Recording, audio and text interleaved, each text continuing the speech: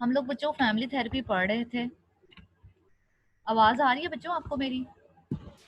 Yes ma'am. तो बच्चों हम लोग फैमिली थेरेपी पढ़ रहे थे, जिसमें हम लोगों ने सबसे पहले तो कुछ कॉन्सेप्ट्स पढ़े थे। उसके बाद हम लोगों ने फर्स्ट ऑफ ऑल बावन की फैमिली थेरेपी पढ़ी थी, जो कि ज़्यादातर इंटरजनरेशनल अप्रोच से रिलेट कर रही होती थी।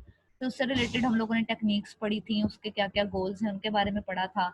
अब उसके बाद जो हम नेक्स्ट थेरेपी पढ़ रहे थे, जो कि हमारी थी स्ट्रक्चरल फैमिली थेरेपी, जो कि स्ट्रक्चर फैमिली थेरेपी पे हम लोगों ने उसके कुछ पॉइंट्स को पढ़ भी लिया था, जो कि एक्चुअली सल्वाडोर मिनोचन ने एक्चुअली इसको प्रेजेंट किया था, जिसमें हम लोगों ने इसके कुछ पॉइंट्स को पढ़ा था, जिसमें फैमिली स्ट्रक्चर था, फैमिली सब सिस्टम था, बाउंड्री परमेबिलिटी पे थे। अब एक्चुअली अगर देखा भी जाए तो ये सारी जितने भी हम लोग ये कॉन्सेप्ट पढ़ते हैं, फैमिली स्ट्रक्चर, फैमिली सब सिस्टम, बाउंड्री परमेबिलिटी, ये कहीं ना कहीं सब लोग आपस में एक दूसरे के साथ जब कोलाइड करते हैं या आपस में एक दूसरे के साथ मिलते हैं, तो उसके अगेंस्ट हम ये कह सकते हैं कि हमारा एक फैमिली कल्चर डेवलप होना स्टार्ट हो जाता है। यानी कि हमारी फैमिली का एक कल्चर बन जाता है कि हमारी फैमिली में क्या क्या करेक्टरिस्टिक्स होनी चाहिए, आपके क्या क्या रूल्स एंड रेगुलेशंस होने चाहिए, उन रूल्स एंड रेगुलेशन को किस किस तरह से आपने अप्लाई करना है, और फिर किस किस तरह से लोग उसको मानेंगे, उसके बारे में सोच आप ये कह लें कि किस किस तरह से किस किस पर्सन पे क्या क्या रूल्स इम्प्लीमेंट हों, आपकी क्या रिस्पॉन्सिबिलिटीज हैं, आपके क्या राइट्स हैं, वो सब कुछ मतलब हर फैमिली जो है अपने अकॉर्डिंग सेट करती है। अगर आप बड़े हैं तो आपके क्या क्या रूल्स एंड रेगुलेशन होंगे, आपके क्या क्या राइट्स हैं, क्या क्या रिस्पॉन्सिबिलिटीज हैं। तो इसी तरह जब हम बाउंड्री परमेबिलिटी पे आते हैं, तो स्पेसिफिकली बच्चों जो बाउंड्री परमेबिलिटी है, अगर उसे देखा जाए तो हर सिस्टम में, यानी कि हर फैमिली सिस्टम में कुछ रूल्स एंड रेगुलेशंस होते हैं, और आपस में लोगों का जो एक दूसरे के साथ फैमिली मेंबर्स का इंटरेक्शन होता है, वो भी एक बाउंड्री तक होता है, यानी कि एक हद तक। अब वो उस हद तक किस तरह से होता है कि फॉर एग्जांपल आप अपने सारे काम जो है वो अपनी मर्जी से नहीं कर सकते, आपकी कुछ लिमिट सेट की जाती है, या आप अपनी फैमिली में किस पर्सन से किस हद तक बात कर सकते हैं, उसके साथ आप कौन कौन सी बातें किस हद तक शेयर कर सकते हैं, किस हद तक नहीं शेयर कर सकते। फॉर एग्जांपल आज जैसे उस दिन मैंने एग्जांपल दी थी कि आप घर में हर बात जो है अपने फादर से इतनी ज्यादा इजीली नहीं डिस्कस करते, मतलब आप में से बहुत से लोग होंगे जो करते भी होंगे, यानी कि वो उनकी फैमिली का कल्चर है। लेकिन बहुत से होंगे जो कि अपनी मदर के साथ अपनी सारी जो जो भी डिस्कशन है, जो भी आपकी प्रॉब्लम्स होंगी, या जो आपको कोई भी चीज डिस्कस करनी है, तो आप इजीली अपनी मदर के साथ डिस्कस कर लेते हैं। फिर इस तरह बहुत सी जगहों पे या बहुत से आपके कुछ काम ऐसे होते हैं या बहुत सी बातें ऐसी होती हैं जो कि आप डायरेक्टली अपनी मदर से भी नहीं शेयर करते, बल्कि आप पहले क्या करते हैं, आप अपने किसी बड़े बहन भाई से डिस्कस करते हैं, या आप अपनी फैमिली के उस मेंबर से डिस्कस कर रहे होते हैं जिसके साथ आप ये कह लें कि आपकी हेलो हाय थोड़ी ज्यादा अच्छी होती है, आप उसको समझ रहे होते हैं और वो आपको समझता है, यानी कि आप लोगों को उसके साथ थोड़ी दोस्ती होती है, या उनके साथ आप ये कह लें कि आपके रिलेशनशिप थोड़े ज्यादा क्लोज होते हैं। तो सबसे पहले हम उनके साथ डिस्कस करते हैं। अब जो बाउंड्री परमेबिलिटी है, कहा जाता है कि जो बाउंड्रीज हैं, ये फैमिली सिस्टम में दो तरह की बाउंड्रीज पाई जाती हैं। एक तो है बहुत ज्यादा रिजिड बाउंड्रीज होती हैं, यानी कि बहुत ज्यादा सख्ती है, स्ट्रिक्टनेस है, और कुछ बाउंड्रीज हैं जो कि फ्लेक्सिबल होती हैं। अब ये बाउंड्रीज फ्लेक्सिबल कैसे होती हैं और रिजिड कैसे होती हैं, मतलब ये अकॉर्डिंग टू फैमिली टाइप जो है वो वेरी कर रहा होता है। जैसे कहा जाता है कि बाउंड्री परमेबिलिटी जो है वो बाजू का, मतलब अगर आप ये कहें कि हाईली जो परमिएबल बाउंड्री है वो एक्चुअली आपको एमनिस्ट फैमिलीज में मिलेगी, लेकिन जो नॉन परमिएबल या रिजिड बाउंड्रीज हैं वो आपको डिसएंगेज फैमिलीज में मिलेगी।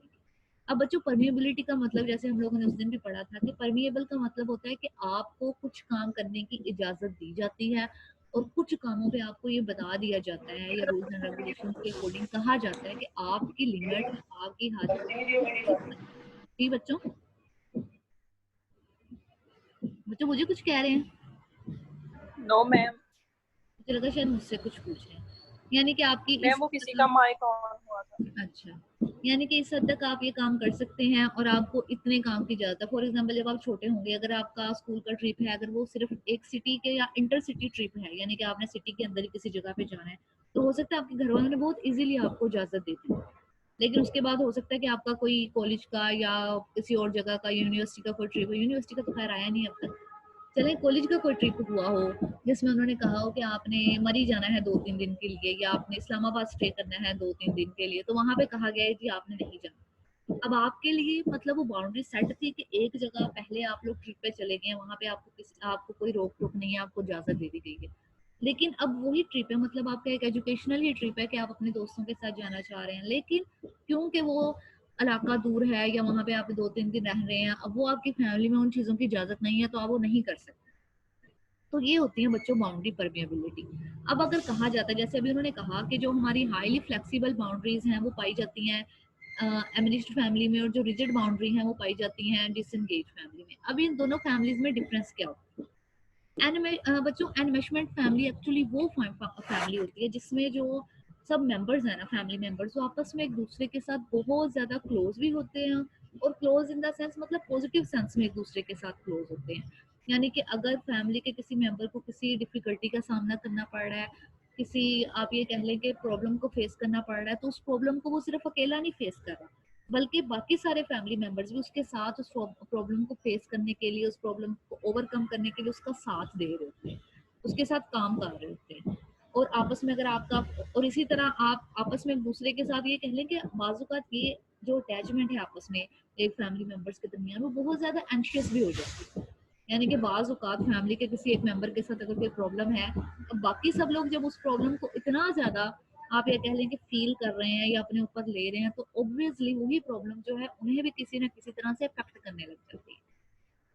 और बाजुकात आप मतलब अगर इसकी आप नेगेटिव साइड भी देखें, मतलब पॉजिटिव साइड तो ऑब्वियसली है कि आप किसी भी प्रॉब्लम में अकेले नहीं होंगे, आप दूसरों को अपने साथ लेकर चल रहे होते हैं, चीज़ों को अच्छे वे में चला रहे होते हैं। लेकिन अगर ऑन दी अदर हैंड अगर दूसरी तरफ हम देखें, तो बाजुकात इस फैमिली में मतलब आपकी कोई, आप ये कह लें बच्चों के प्राइवेट लाइफ नहीं होती, आपको सब कुछ शेयर करना पड़ रहा होता है। और बाजू का तो जो बात आप समझाना चाह रहे होते हैं, क्योंकि बहुत सी बातें आप हो सकता है कि एक स्पेसिफिक टाइम पे अपने घर वालों के साथ, इवन बहन भाइयों के साथ डिस्कस नहीं करना चाह रहे, आप ये सोच रहे होते हैं कि अभी नहीं डिस्कस करना या बाद में डिस्कस, अभी नहीं लेकिन कुछ अरसे बाद आप डिस्कस करेंगे या किस तरह से डिस्कस करना है। लेकिन बाजू का तो बात बहुत गलत वे में भी बड़े लोगों तक चली जाती है। तो इसके कहीं ना कहीं आप ये कह लेंगे, अगर एडवांटेजेस बहुत ज्यादा हैं या फायदे बहुत ज्यादा हैं, तो ऑब्वियसली कहीं ना कहीं थोड़े बहुत नुकसान भी हैं।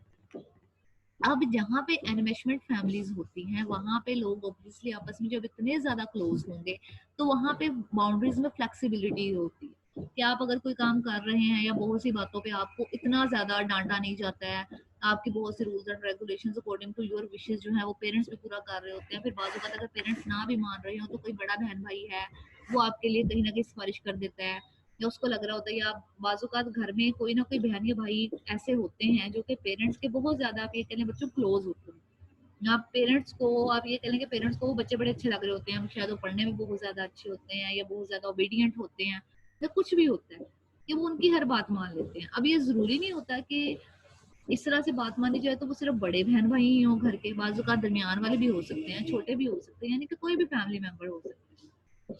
तो इसी तरह इन्वेस्टमेंट फैमिलीज में आपकी बाउंड्रीज को चेंज करना थोड़ा आसान होता है, या अपनी विशेस के अकॉर्डिंग अगर आप कोई भी काम करना चाह रहे हैं, आप किसी भी विश को पूरा करना चाह रहे हैं, तो उस विश को फुलफिल करना इजी होता है। लेकिन ऑन दी अदर हैंड अगर हम डिसएंगेजमेंट फैमिलीज को देखें, तो डिसएंगेजमेंट फैमिलीज में एक्चुअली बाउंड्रीज ऑब्वियसली बहुत ज्यादा रिजिड होती हैं। फिर इसके साथ जो मेंबर्स के दरमियान आपस में एक दूसरे के साथ बहुत ज्यादा क्लोज रिलेशनशिप नहीं, मतलब आप ये कह लें कि आप हर मेंबर जो है ना उसकी एक प्राइवेट लाइफ है। अगर आप उसकी प्राइवेट लाइफ को या उसकी बहुत सी बातों को जानना चाह रहे हैं, बेशक आप उसके बहन भाई हैं, पेरेंट्स हैं, तो वो आपको सिर्फ एक लिमिट देता है कि आप सिर्फ इस हद तक जान सकते हैं, इससे ज्यादा नहीं जान सकते। आपस में एक दूसरे के साथ कनेक्शन नहीं होता, यानी कि आप एक दूसरे के साथ बहुत डीटैच होकर रह रहे हो।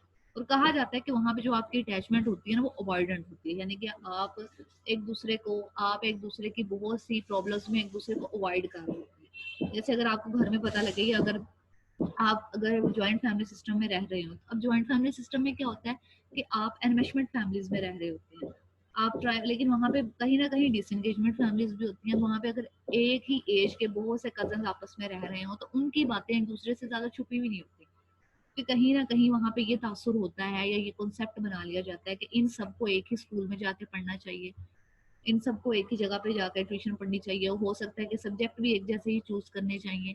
तो इस वजह से उनकी कोई भी प्रॉब्लम्स होती हैं या उनके कोई सीक्रेट्स होते हैं, वो आपस में एक दूसरे के साथ लिंक कर रहे होते हैं, आप उन्हें ज्यादा छुपा नहीं सकते एक दूसरे से। लेकिन ऑन दी अदर हैंड जब आप डिसएंगेजमेंट फैमिलीज में जा रहे होते हैं, तो वहां पे आप एक दूसरे के साथ क्या करते हैं कि बाजू का तो उनमें से कोई कजन ऐसा होता है कि जो बहुत ज्यादा, आप ये कह लें कि रूड होता है, या बाजू का बहुत ज्यादा गुस्से वाला होता है, या कई बार आपको लग रहा होता है कि वो बहुत ज्यादा बदतमीज है, तो आप क्या करते हैं उससे थोड़ा दूर रखते हैं। उसके साथ आपकी जो अटैचमेंट होती है वो अवॉइडेंट अटैचमेंट होती है।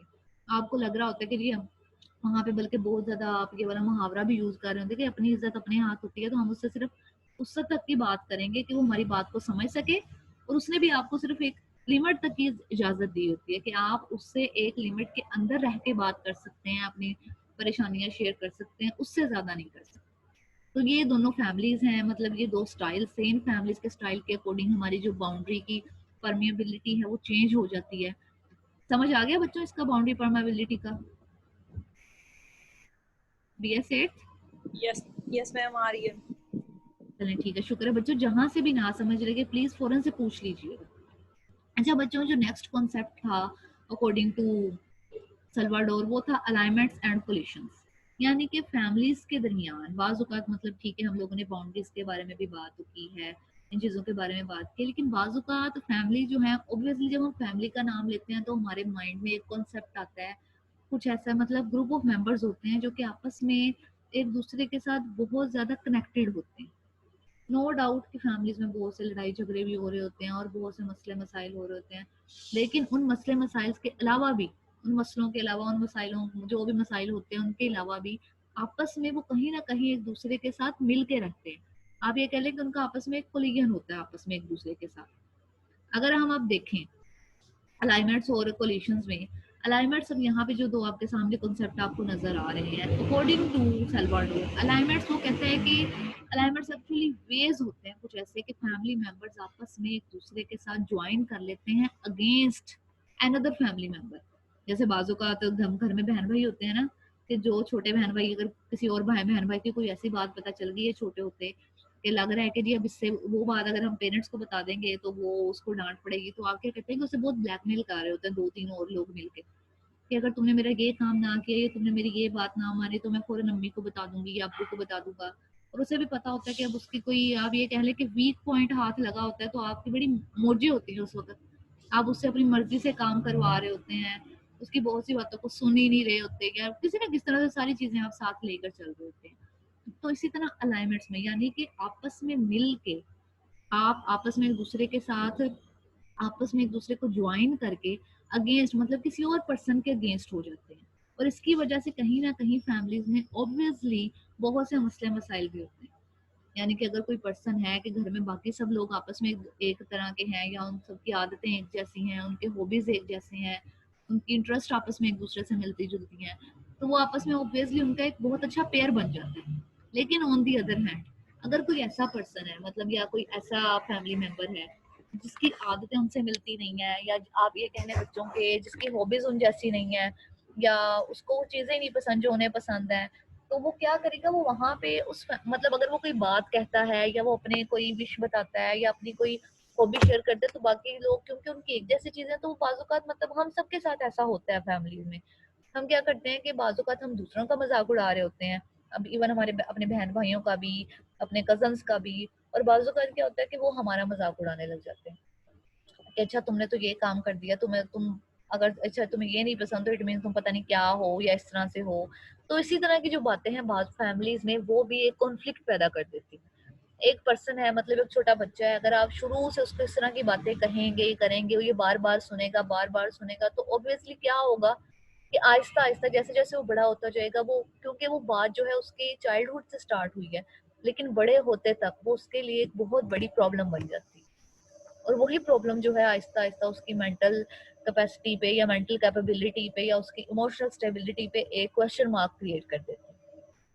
अच्छा, अब ऑन दी अदर हैंड जब हम कोलेशंस को देखें, तो कोलेशंस भी एक्चुअली आप ये कह सकते हैं कि अलाइनमेंट्स में हम लोग क्या करते हैं कि हम लोग आपस में ज्वाइन हो जाते हैं बाजू का दूसरे लोगों के लिए, मतलब फैमिली के खिलाफ नहीं होते, और बाजू का डिफरेंट एक्टिविटीज के खिलाफ हो जाते हैं। फॉर एग्जांपल बच्चों के, आपको फैमिली में कोई भी, फॉर एग्जाम्पल आप ये कह लें कि कोई कॉन्फ्लिक्ट आ गया है, या फैमिली को किसी ना किसी हार्डशिप को फेस करना पड़ रहा है, या फैमिली में कोई क्राइसिस आ गया है, तो क्या करेंगे सारे फैमिली मेंबर्स मिल के आपस में एक दूसरे के साथ, मतलब हैंड इन हैंड हो के उस क्राइसिस का मुकाबला करेंगे। लेकिन कोलेशन में क्या होता है, सॉरी मैंने पहले आपको गलत थोड़ा सा बता दिया, कोलेशन में क्या होता है, कोलेशन में एक्चुअली हम लोग ये कह रहे होते हैं कि दो या तीन या जितने भी फैमिली मेंबर्स हैं, वो आपस में मिलके किसी और फैमिली मेंबर्स के खिलाफ जो है वो एक अपना, आप ये कह लें कि इतिहाद बना लेते हैं कि उनको किस तरह से आपने तंग करना है या उनको किस तरह से आपने करना है। जैसे आपको पता होगा कि घर में हमेशा कहीं ना कहीं जो अम्मियाँ होती हैं या मदर होती हैं, वो जो बड़ी बेटी होती है उसके साथ मतलब उनकी अटैचमेंट बहुत ज्यादा होती है। वो एक बच्चों नेचुरल बात है, क्योंकि इस वजह से कि वो मतलब पहली होती हैं, फिर उनके साथ सब कुछ शेयर करती हैं, तो उनके दरमियान कहीं ना कहीं बहुत ज्यादा फ्रेंडशिप वाला रिलेशनशिप भी होता है। तो बाज़ औक़ात क्या होता है कि अगर मदर की मतलब अगर घर वालों से उन्हें कोई मसला है, अगर आप जॉइंट फैमिली सिस्टम में रह रहे हो या अब्बू से मसला है या कोई उनसे शिकायतें हैं, तो वो बाज़ औक़ात उस मेंबर को तो नहीं बताती, लेकिन वो बच्चों के साथ शेयर कर रही होती हैं। तो आप लोगों ने भी या हम लोगों ने भी ये बहुत दफ़ा देखा होगा कि फैमिलीज़ में या हमारे कल्चर में जो बच्चे होते हैं, वो एज़ कम्पेयर टू फादर अपनी मदर के ज़्यादा करीब होते हैं। क्यों होते हैं? क्योंकि मदर के साथ आप बहुत ज़्यादा टाइम स्पेंड कर रहे होते हैं। आपके मतलब हमारे कल्चर में क्या होता है कि अब्बू बेचारे तो सुबह से जाते हैं और वो शाम को आ रहे हैं या जब किसी भी टाइम आ रहे हैं, तो वो उनका एक स्पेसिफिक रूटीन है और उस रूटीन की वजह से उनके पास इतना टाइम ही नहीं होता कि वो बच्चों की बहुत सी प्रॉब्लम्स को शेयर करें या बच्चों के साथ अपनी प्रॉब्लम्स को शेयर करें। तो अब जो अम्मी होती हैं वो एक्चुअली घर चला रही होती हैं और बच्चे उन्हें सब कुछ देख रहे होते हैं। फिर अगर इसके साथ-साथ वो एक जॉइंट फैमिली सिस्टम में शुरू-शुरू में रह रही हों, वहाँ के जो मसले मसाइल होते हैं, तो बच्चों को ये लग रहा होता है कि जो अम्मियाँ हैं वो सबसे ज़्यादा आप ये कह लें कि मज़लूम हैं। तो कहीं न कहीं हम भी इस तरह से करते हैं कि हम सब लोगों के लिए मतलब बेटियों के दिल में तो फिर भी अपने फादर के लिए कहीं न कहीं सॉफ्ट कॉर्नर होता है। सबके होता है, लेकिन हम कहीं न कहीं अपनी मदर या थोड़ा-सा बायस हो जाते हैं, मदर की तरफ थोड़े ज़्यादा हो जाते हैं। अब ये हमारे कल्चर का भी हो सकता है हिस्सा, कि कल्चर भी ऐसा है कि हम उनके साथ टाइम ज़्यादा स्पेंड कर रहे होते हैं और ऑब्वियसली वो जिन-जिन प्रॉब्लम्स को फेस करती हैं, वो हम लोग ज़्यादा देख रहे होते हैं। तो इस वजह से हम कहीं न कहीं उनकी तरफ थोड़ा ज़्यादा हो जाते हैं। तो कोलिशन में भी इसी तरह से होता है बच्चों। कोलिशन में हम लोग एक्चुअली क्या करते हैं कि कहीं न कहीं सारे फैमिली मेंबर्स मिल के किसी और फैमिली मेंबर्स के खिलाफ अपना इत्तेहाद बना लेते हैं कि आप उसे किस तरह से तंग करेंगे, या फिर आप अगर वो कोई भी काम करेगा आपने उस तरह से करना ही नहीं है, बल्कि आपने अपनी मर्जी करनी है या किस तरह से उसको करना है। इसको कहते हैं कोलेशन। अब यहाँ पे जब भी फैमिली में कोई भी कोलेशन खराब होती है या अलाइनमेंट किस तरह से चल रही हैं, आप ये कह लें बच्चों, और इसके साथ साथ आपकी फैमिली मेंबर्स के दरमियान आपकी किस तरह की बाउंड्री है, फैमिली का सब सिस्टम कैसा है, फैमिली का स्ट्रक्चर कैसा है, जब तक एज अ थेरापिस्ट मतलब according to structural family therapy, जब तक एज अ मैं मुझे थेरापिस्ट। जी जी बच्चों जी। मैं मुझे दोनों पॉइंट्स की समझ नहीं आई, मिक्सर बन गया है। चलो कोई बात नहीं, मैं दोबारा बता देती हूँ। अच्छा बच्चों, ओके मैम। अलाइनमेंट्स और कोलिशंस की नहीं आई? Yes ma'am. अच्छा चलो कोई बात नहीं, मैं दोबारा बता देती हूँ। असल में मुझसे मिस्टेक हो गई थी, मैंने भी थोड़ा सा आगे पीछे कर लिया था, इस वजह से भी थोड़ा मसला हो गया होगा। अच्छा बच्चों, अलाइनमेंट्स और कोलिशंस मतलब ये दो कॉन्सेप्ट हैं। अब इनमें हम लोग देखते कैसे?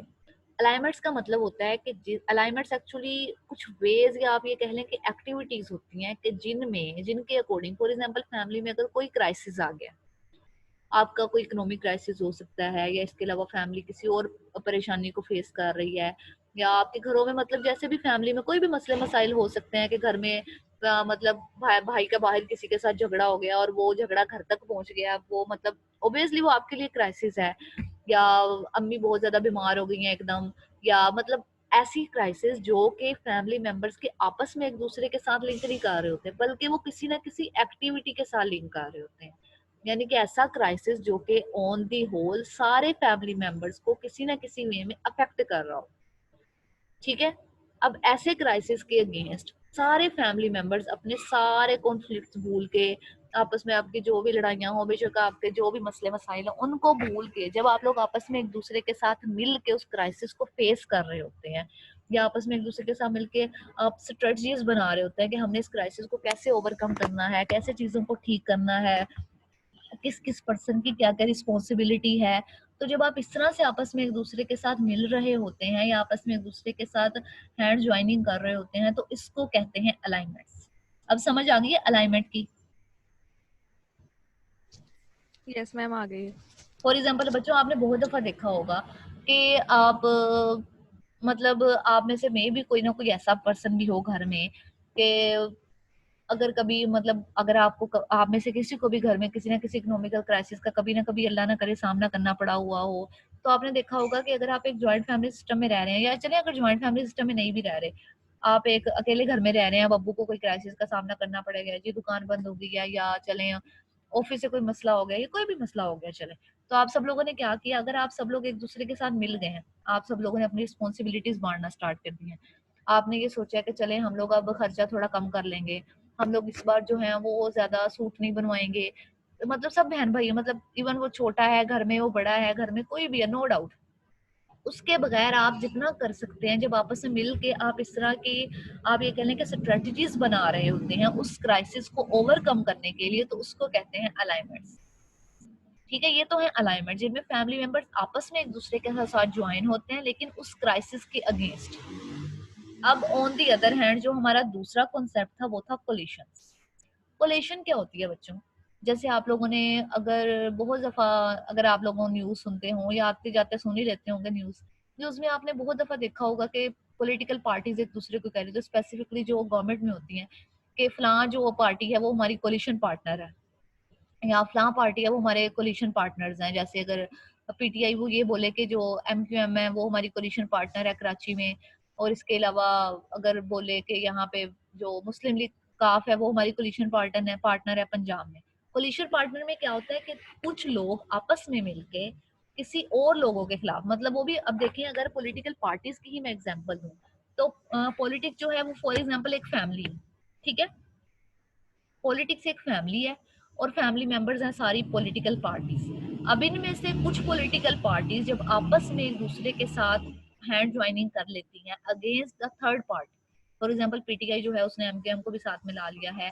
अब एमकेएम को साथ मिला के वो किसके खिलाफ हुई है? मतलब कराची में पीपीपी के खिलाफ हो गए हैं कि वहां से चलो हम सब लोग मिलके ये काम, इलेक्शन लड़ेंगे या कुछ भी करेंगे तो हम उनके अगेंस्ट होंगे तो हमें ज्यादा कामयाबी होंगे। इस तरह पंजाब में उन्होंने क्या किया है, वो काफ के साथ मिल गए हैं कि अगर हम लोग मिलके कहीं पे काम करेंगे तो ऑब्वियसली हम नून के खिलाफ होंगे, फिर आपस में उसके जो भी बेनिफिट्स मिलेंगे वो आप में टोटली या इक्वली डिवाइड होंगे।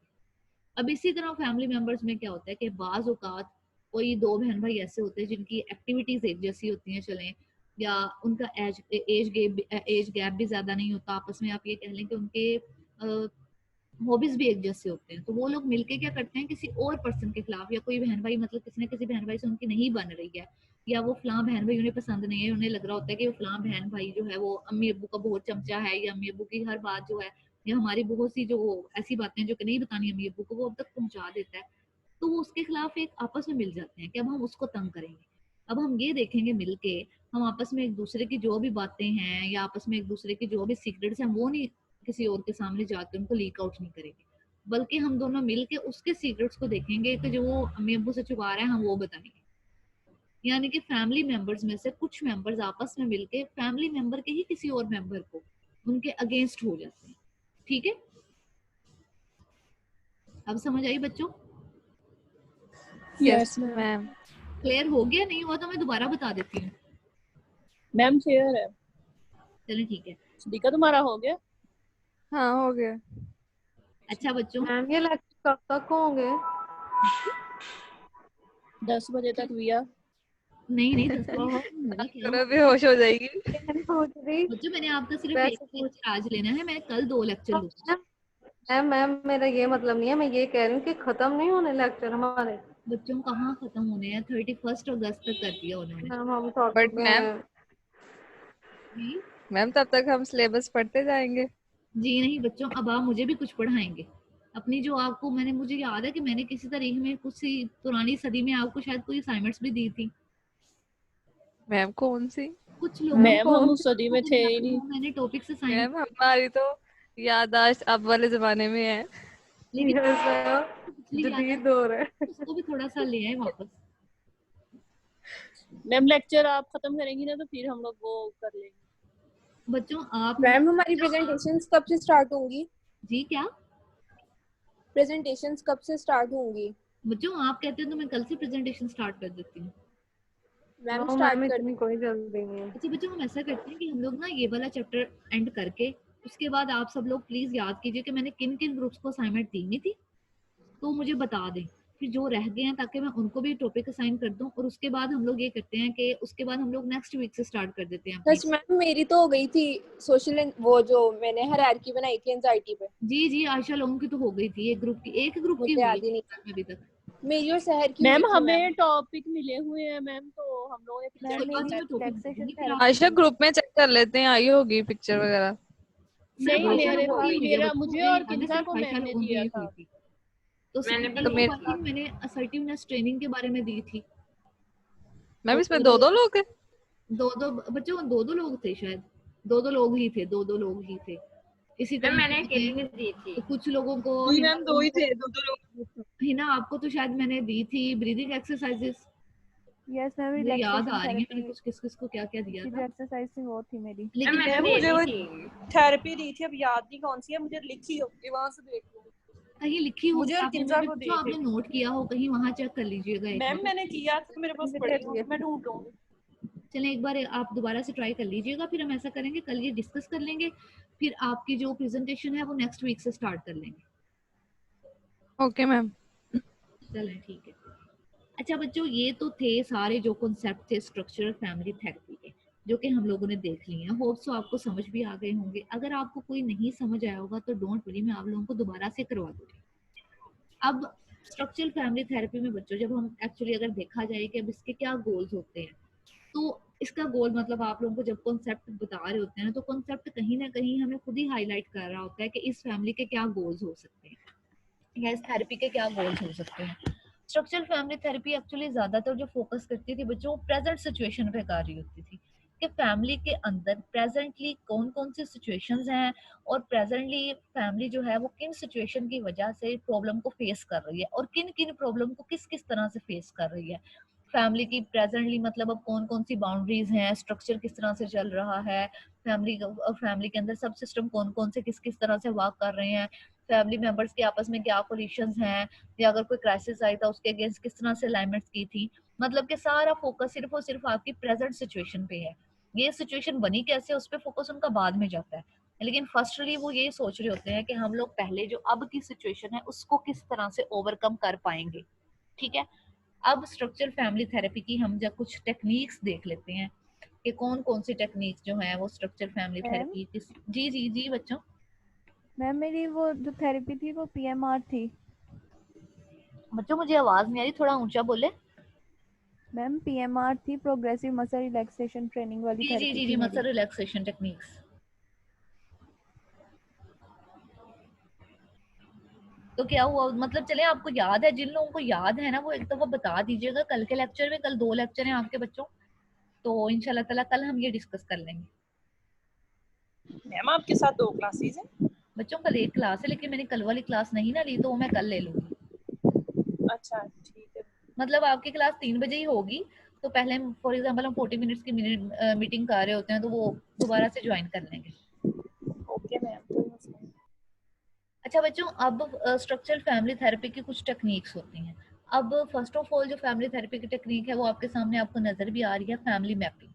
फैमिली मैपिंग इससे पहले हम लोग जब पढ़ रहे थे भवन को, तो उसने हमें एक आइडिया, एक कॉन्सेप्ट दिया था जो कि बच्चों एक्चुअली रिलेट कर रहा था कि हम लोग जीनोग्राम कैसे बनाते हैं। अब यहाँ पे स्ट्रक्चरल फैमिली थेरेपी ने उसको फैमिली मैपिंग का नेम दिया था। फैमिली मैपिंग में बच्चों क्या करते हैं कि कुछ सिंबल्स होते हैं, और अब जो थेरेपिस्ट है वो अपनी समझने के लिए कि जी मुझे बाजू का ये होता है कि जब आप इंटरव्यू पढ़ रहे होते हैं किसी भी क्लाइंट का, तो इंटरव्यू पढ़ते पढ़ते बाजू का आपको बहुत सी बातें बीच में भूलने लग जाती हैं, या आपको याद ही नहीं रहता कि शुरू में उसने क्या प्रॉब्लम बताई है, बाद में क्या प्रॉब्लम बताई है, फैमिली का स्ट्रक्चर कैसा था, सब सिस्टम कैसा था, फैमिली के अंदर बाउंड्रीज कैसी थी। मतलब वो काफी डिफिकल्ट होता है ना इन टेक्निकल चीजों को याद रखना।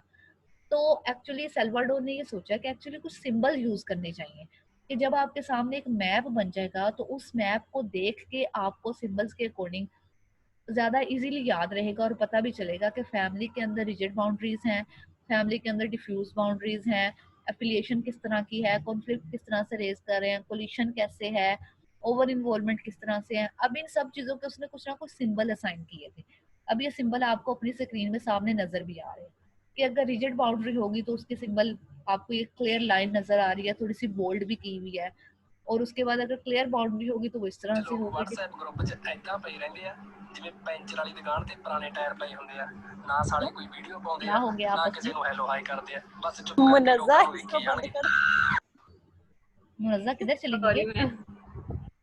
मैं इधर ही हूँ, बाय फैमिली मिस्टेक मूवी मेरे देख से लिया ऊपर कोई? चलो कोई बात नहीं, कोई बात नहीं, मुझे लगा मूवी नहीं शायद। देख रही थी। शाबाश है, बहुत अच्छी बात है। नहीं मैम मूवी नहीं देख रही मैं, वो मोबाइल ऑन था, पास पड़ा हुआ था तो उसका स्टेटस ऑन हो गया। चलें अब पढ़ लें थोड़ा सा। मैं पढ़ ही रही थी, वो बाय मिस्टेक हो गया, सॉरी मैम। कोई बात नहीं बच्चों।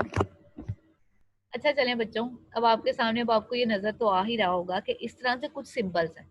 अब आपके लिए सिंबल इसीलिए ज्यादा इफेक्टिव होंगे कि बाजू का आपको नहीं याद रहता कि फैमिली का स्ट्रक्चर किस तरह से है, आपके पास जो क्लाइंट आया है वो क्लाइंट की फैमिली के अंदर बाउंड्रीज किस तरह से हैं, आपस में फैमिली मेंबर जो हैं वो किस तरह से एक दूसरे के साथ कोलिशन कर रहे हैं, किस तरह से उनकी इन्वॉल्वमेंट है। तो एक्चुअली जब आप उनकी एक पिक्चर बना लेते हैं तो वो पिक्चर आपके लिए ज्यादा इफेक्टिव होती है उस फैमिली को समझने के लिए। अब आपके सामने अब आपको बच्चों ये एक एग्जाम्पल भी नजर आ रही होगी। एक क्लाइंट है मतलब मेल है या फीमेल है, मतलब या आपको अपने सामने नजर आ रहा है। अब उन दोनों के दरमियान अब आपको जब ये डिजिट बिल्कुल स्ट्रेट लाइन नजर आ रही है तो इट मींस किस तरह की बाउंड्री होगी उनके दरमियान। अब इसी तरह अगर आप डाइवोर्स्ड हो जाते हैं वो आपस में, यानी कि कोई पेरेंट्स हैं वो डाइवोर्स्ड हो जाते हैं तो आप उनको इस तरह से शो करेंगे। सेपरेटेड हो जाते हैं तो आप एक लाइन से शो करेंगे। उसके बाद उनके दरमियान बाउंड्रीज किस तरह से आ रही है, यानी कि जीनोग्राम वाली सिंबल्स को मिला के बाद में आप उनके अंदर ये सारी फैमिली मैपिंग वाली सिंबल्स कर रहे होते हैं। बच्चों ये टेक्निक्स हैं, लेकिन हम लोग अगर अपने कल्चर के अकॉर्डिंग देखें तो हम लोग यहाँ पे, मुझे नहीं लगता कि कोई फैमिली थेरेपी को इतने अच्छी तरह से यूज करता होगा। मे भी कोई एक आधा फैमिली थेरेपिस्ट वाकई हो, लेकिन मैंने अभी तक किसी का नेम नहीं सुना। इसीलिए मतलब ये सिर्फ आपकी नो हाउ के लिए है, लेकिन इंशाल्लाह ताला जब आप किसी ना किसी फील्ड में या किसी ना किसी साइको काउंसलिंग की ब्रांच में ज्यादा अच्छे हो जाएंगे, अगर आप में से कोई इंशाल्लाह ताला फैमिली थेरेपिस्ट ही बन गया तो उसके लिए इन चीजों के बारे में जानना थोड़ा ज्यादा जरूरी हो। बच्चों फैमिली मैपिंग की समझ आई है?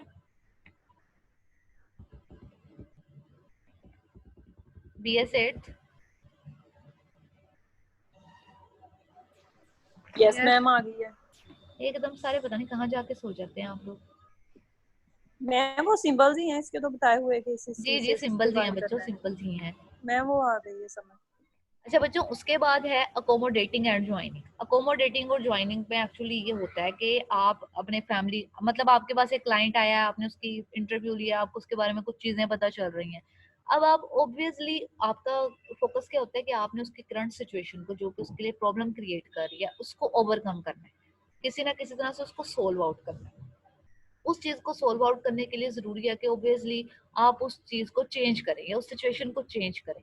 तो इसीलिए जब आप मतलब एज अ थेरापिस्ट यानी कि अकोमोडेट कर रहे होते हैं एक्चुअली अपने क्लाइंट को और उनकी फैमिली को, कि आप उनको एक फैसिलिटी दे रहे होते हैं, एज अ फैसिलिटेटर उनके लिए काम कर रहे होते हैं कि इन चीजों को चेंज करने में आप उनकी हेल्प करेंगे। क्योंकि बाजुकात हम लोग अपने बहुत सी फैमिली की ट्रेडिशंस को, फैमिली के रूल्स एंड रेगुलेशन को नहीं चेंज कर रहे होते क्योंकि वो स्ट्रिक्ट होते हैं, लेकिन बाजुकात कोई थर्ड पर्सन होता है जो हमें लग रहा होता है कि फैमिली पे उसका इन्फ्लुएंस बहुत ज्यादा है और फैमिली उनकी बातों को बहुत ज्यादा अच्छे वे में समझ सकती है और साथ लेकर चल सकती है। तो हम क्या कहते हैं, वहां से उससे हेल्प मांग लेते हैं। और उससे हेल्प मांगने की वजह से बच्चों क्या होता है कि फिर हम लोग उस काम को ज्यादा अच्छी तरह से कर लेते हैं।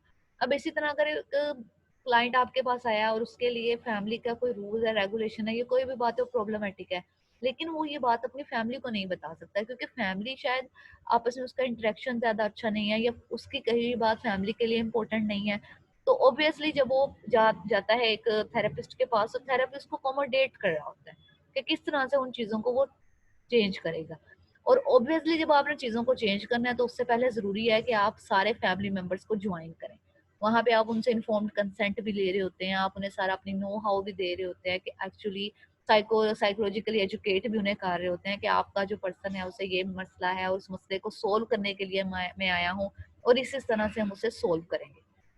अच्छा बच्चों यहाँ पे ना एक्चुअली टाइम हो रहा है खत्म, तो हम इसको कल की क्लास में इंशाल्लाह ताला यहीं से दोबारा कर लेंगे स्टार्ट, क्योंकि मैं आप लोगों को मजीद तंग नहीं करना चाह रही। मुझे लगता है आप लोग पहले काफी तंग हो गए। मैम कोई मसला नहीं। फिर ठीक है बच्चों, हम इसको ऐसा करें कल की क्लास में कंटिन्यू मैम करेंगे। आपका लेक्चर बोरिंग नहीं होता? हम लोग बोलते भी रहते हैं बीच में, चल जाता है। चलें जी, थैंक यू सो मच। ये तो मुझे बाद में पता चलेगा पढ़ने के लिहाज से तुम लोग कह रहे हो या वैसे कह रहे हो। ओके बच्चों, हम दोबारा ज्वाइन ना कीजिएगा, फिर मैं मीटिंग एंड कर दूं। Yes ma'am. Yes ma'am okay बच्चों, कर अल्लाह दें। हाफिज। अल्लाह हाफिज ma'am. Thank you so much बच्चों।